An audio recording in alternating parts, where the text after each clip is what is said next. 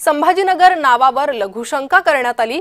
घटनेला नवच वळण मिळालेलं आहे। संभाजीनगर नामकरणाला निर्लज्ज विरोध करणाऱ्यानं आता आत्महत्या केली आहे। संभाजीनगर नावावर लघुशंका केल्यानं सर्वत्र संताप व्यक्त झाला होता आणि त्याच घटनेला आता वेगळं वळण आलेलं आहे। हा प्रकार करणाऱ्यानं आत्महत्या केली आहे।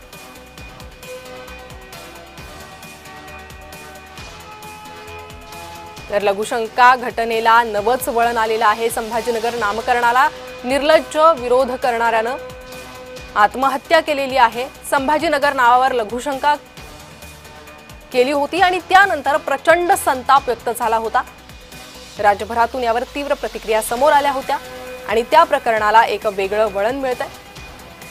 संभाजीनगर नावाच्या पाठीवर निर्लज्जपणे एकाने लघुशंका केली होती आणि त्या घटनेनंतर संताप व्यक्त झाला होता। या प्रकरणाला आता वेगळं वळण आलंय।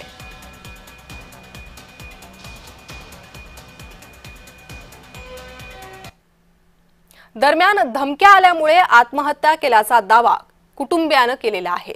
तर ज्यानं आत्महत्या केली त्याच्या कुटुंबियांकडून हा दावा करण्यात आलेला आहे। हा प्रकार केल्यानंतर धमक्या आल्या असं कुटुंबियांचं म्हणणं। जी घटना झाली तिथं आमच्या मुलांनी माफी मागितली तरी ह्या लोकांनी त्यांना सुट्टी दिली नाही। वारंवार त्यांना फोन करण्याची धमकी दिली। इंस्टाग्रामवर फोन केलं, कॉलिंगवर फोन केलं, जीव मारण्याची धमकी दिली। मग महेश साडे आम्ही त्यांना घरी आणलं। पुन्हा त्याला विचारलं बाबा काय झालं, हे अशी नाशी काका झाली म्हणले, आम्हाला आमचा पुतण्या आहे माझा। तर काका म्हणले असं असं झालं। म्हणलं हो दे बेटा, म्हणलो काही होत नाही, आपण बघून घेऊ। तर काल दिनांक 4 वार मंगळवार त्या दिवशी रेल्वे पोलीस ते घरी आले। त्यांना बोललो आम्ही की असं ना असं बाबा काय आहे, आम्ही मिटून घेऊ। माफी मागितली आमच्या मुलांनी तरी आम्ही पुन्हा आज त्यांनी 9:30 ते 8 त्या दरम्यान त्यांनी फोन केला। पुन्हा त्याला धमकी दिली, फोन बंद करून ठेवला की तू इंस्टाग्रामवर त्यांना फोन करून सांगितलं की तुला जीव मारण्याची धमकी दिली। त्यांनी महेश संजय आडे हे आमचा पुतण्या, ह्याला जीव मारण्याची धमकी दिली त्या लोकांनी। त्यानंतर काय केलं? त्यानंतर मग आम्ही काय केलं की त्याला शोध केला की बाबा कुठं गेला काय गेला की त्यांनी जी आत्महत्या केली। विहिरीमध्ये त्यांनी जीव दिला।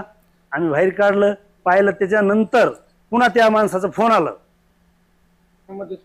समत आरोपी ते त्यांचं फोन आलं। ते बायला आम्ही इंस्टाग्रामवर त्याचं फोन पुन्हा ते आम्ही साहेबाला पण दाखिलं, हे फोन पुन्हा यायलंय।